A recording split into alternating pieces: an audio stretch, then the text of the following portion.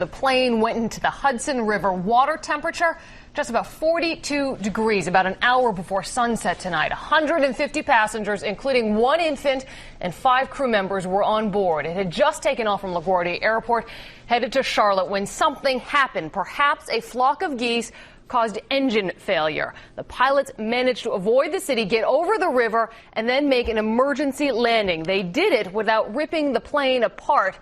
And that is what saved everyone on board. Tonight we have a team of reporters covering this story. We're going to begin with Eyewitness News reporter Jeff Pegues. He's on the west side. Jeffrey, what an afternoon, what an evening, what a story. It certainly is, Bill, and they've already opened up the West Side Highway. Both lanes, both sides, northbound, southbound, open once again. The question now, the cause. What caused the plane to go down in the Hudson River? We're told by FAA officials that NTSB officials are heading here to the scene to investigate. It would appear that the pilot did a masterful job of landing the plane in the river and then making sure that everybody got out. We've had a miracle on 34th Street. I believe now we've had a miracle in the Hudson. Flight 1549 down in the Hudson. The crew members and passengers on board are safe. You just never prepare for something like this, and I don't know.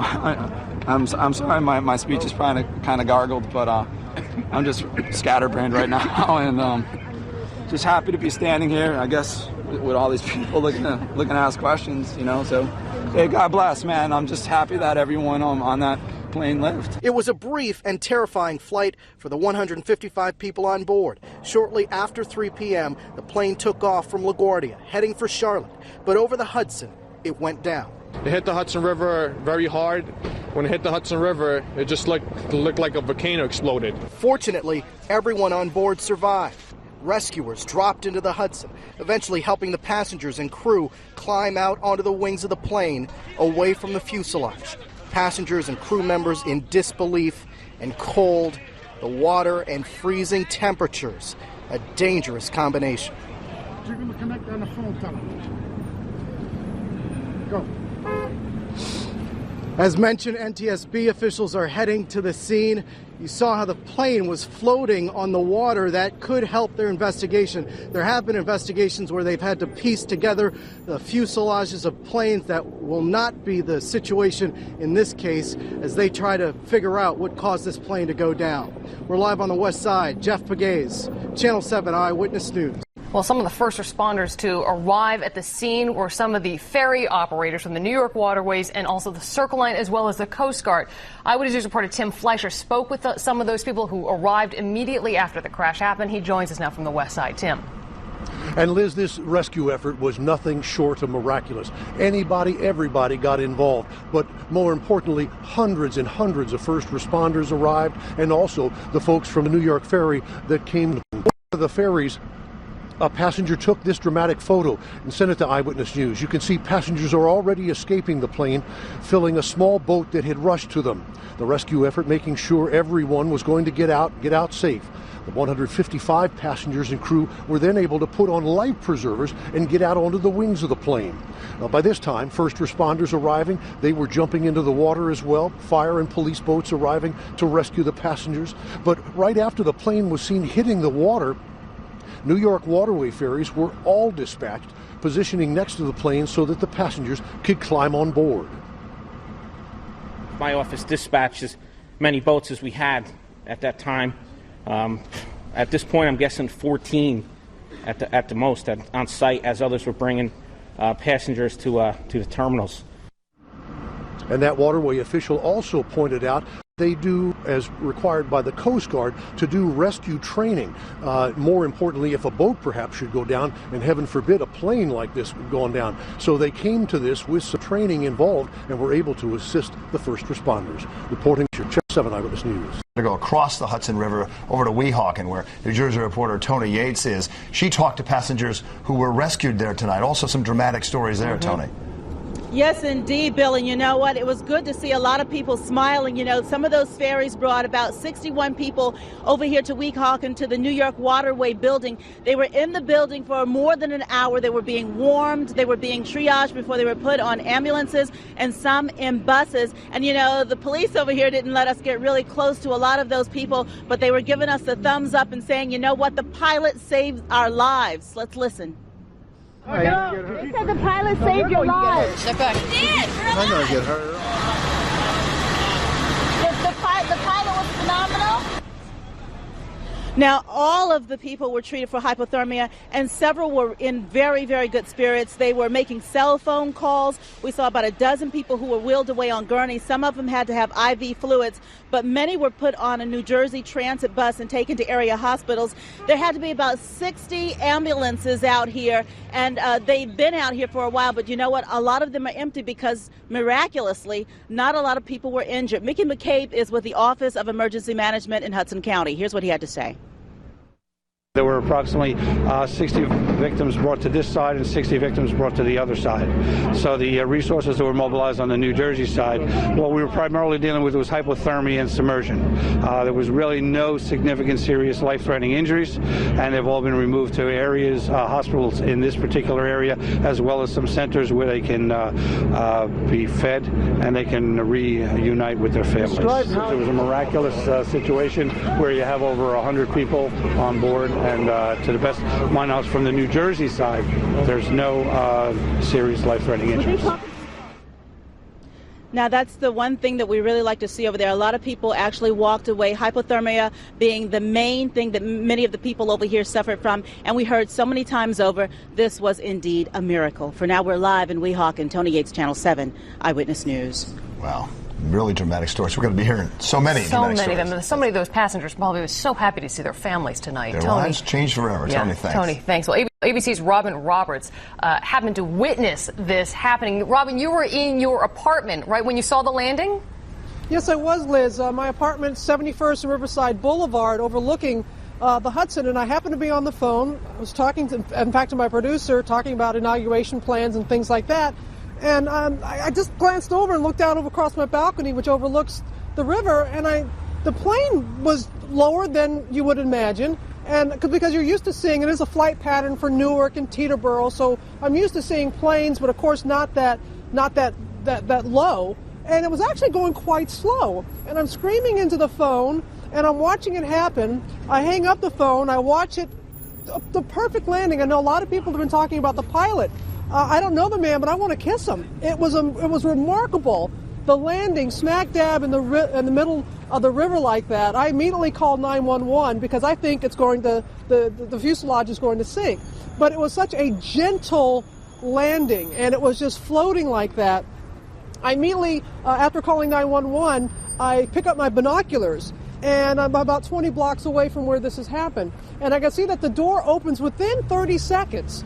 And the door was above the water line.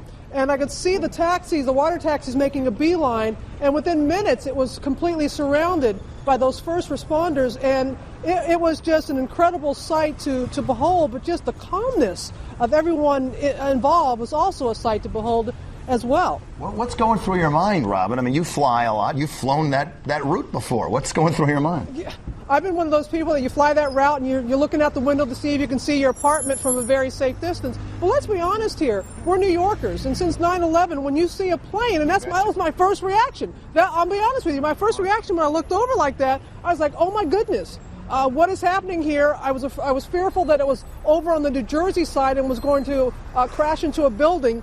And then I realized that it was over the water because as it passed right by my apartment, and I could look and see that, no, it was actually over the water. So my first reaction was a lot of New Yorkers going, oh my goodness, can this be happening again? But then I noticed that this was a deliberate landing in the water. It's hard to explain unless you actually saw it. The way it just floated down. I don't know if he went into the wind to slow himself down or what exactly he did, but it was such a soft landing. I was expecting the fuselage and the wings and everything to fly off. It didn't. It never happened. It never came apart. One good thing you did today, Robin, you were a true reporter, because you were sending out emails to everybody and telling us what was happening, and we really did appreciate that. There's no question about it. Robin, you were saying you wanted to kiss the pilot. I'm sure there are at least 154 other people who want to do the exact same thing. Maybe he'll be on Good Morning America tomorrow morning. We'll hope, right? Thanks, Robin. Thanks, Robin. Who is this guy? Who is the man? There were two pilots,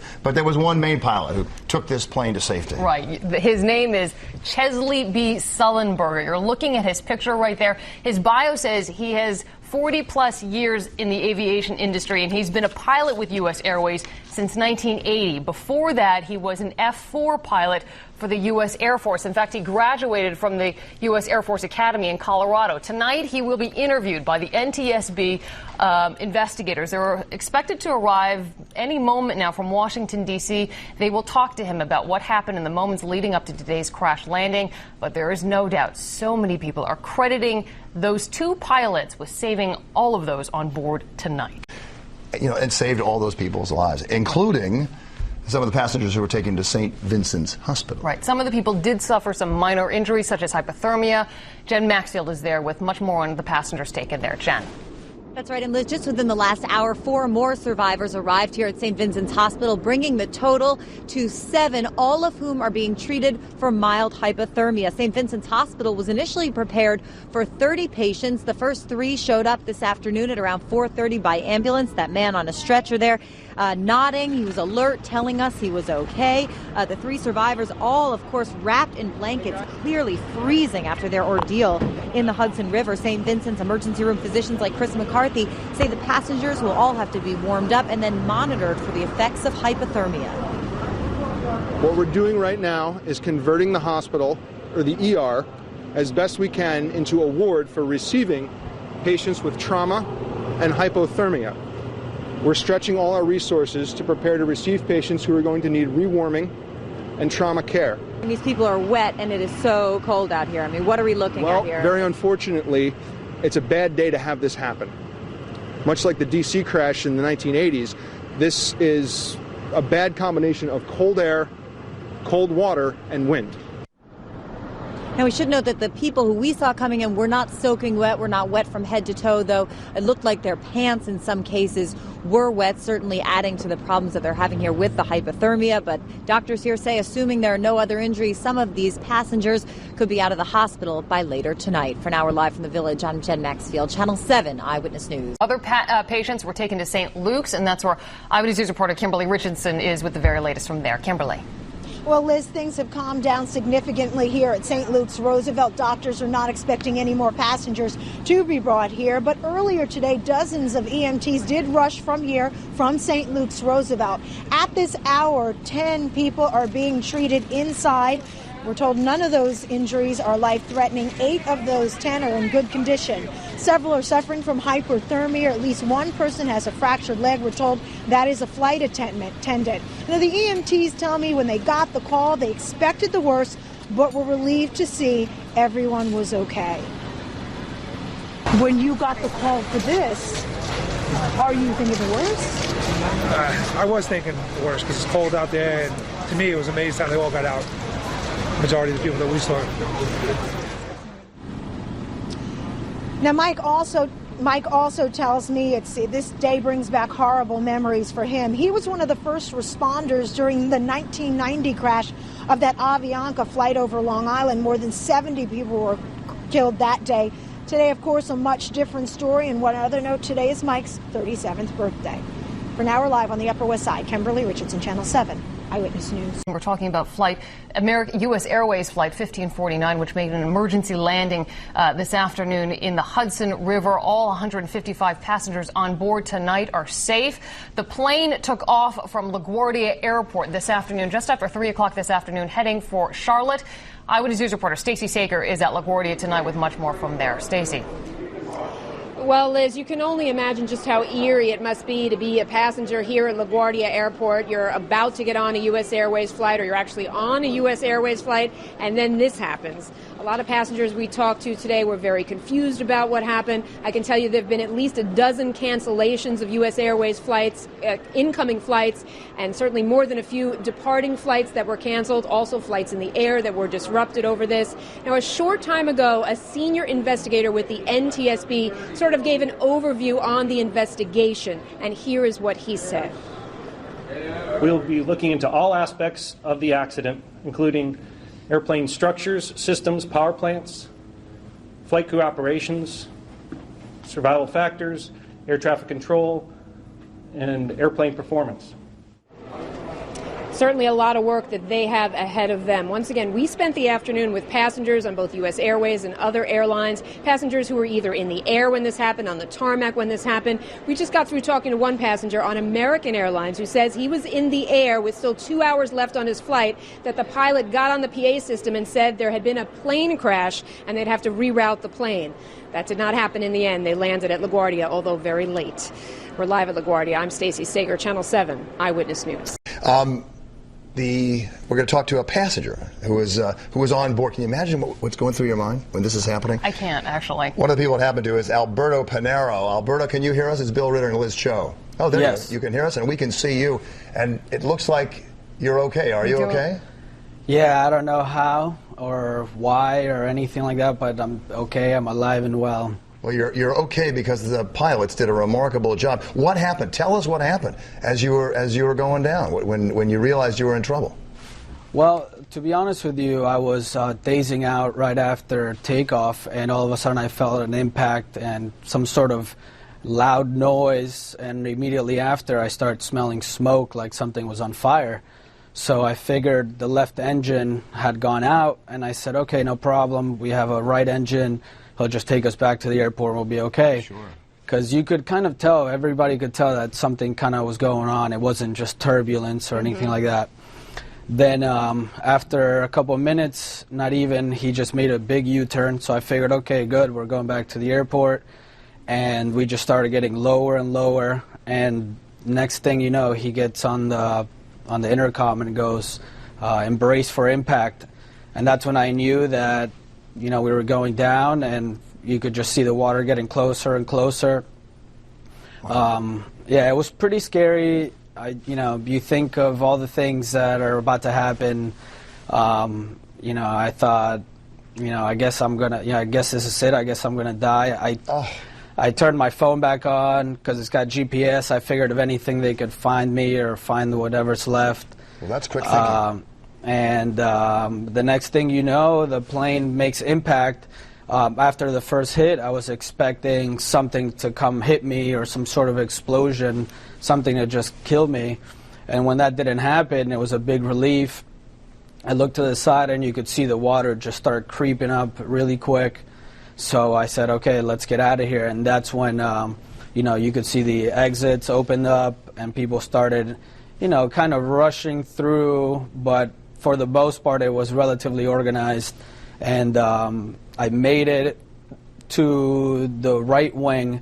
I lifted up a seat cushion as a flotation device, but once I got on there, there was water that just kept creeping up on the wing, and for some reason I couldn't see where the raft was at, and I looked in front of me and saw like a 70% full raft. So I peeked back in the cabin. I saw there was a clear hallway, so I just made a run for it, and I made it to the front. And once I got on the raft, I said, okay, unless something else goes wrong. You're alive. You were alive and you were okay. Yeah, exactly. What were other people on board next to you saying at that point? For the most part, it was get out, or they were asking for a flotation device. There was some yelling and screaming. For the most part, people were trying to, say, calm, everybody stay calm, don't panic, let's just get out, Before the crash, it got pretty silent, actually. There was maybe a couple of people that yelled and kind of bursted out in tears. But I think everybody in there was pretty much preparing for the worst. Alberta, where are you from? I'm from Pembroke Pines, Florida. Okay, well. Who was the first person you called immediately afterwards? I actually called my mom. That's the boy. That's a good kid. Yeah. That's it. That's what you're supposed to do. You're a very lucky man, Alberto, and we appreciate that you're here, and we appreciate you took time to talk to us tonight. Thank you very much. What a great story. Go do something with your life now, huh? Oh, yes, I will. You betcha. All right, Alberto Pinero, a passenger on the U.S. airplane today that made an emergency landing in the Hudson, a lucky man, and smiling there for very good reason. We're talking about U.S. Airways Flight 1549, which made an emergency landing late this afternoon into the Hudson River. All 155 people on board are safe tonight, which is truly, as Governor Patterson said, a miracle. We are talking tonight. Part of the reason that they believe at this point why the plane may have made this emergency landing is because of a flock of birds that may have been sucked into both of the engines. Jim Hoffer is here now with much more on this. And how big of a problem is this, first of all? It's a big problem. For instance, with the exception of mechanical failure, bird strikes are the most significant risk facing aircraft upon takeoff. Not bad weather. Bird strikes. It's an event that happens with startling regularity. What is unusual with Flight 1549 is that the strike forced the plane down. Now, we have incredible video from YouTube of how just one bird ingested into a jet engine could cause an emergency situation. This happened in 2007 in Manchester, England. Pay close attention to the audio and video here. You will hear the pilot call Mayday.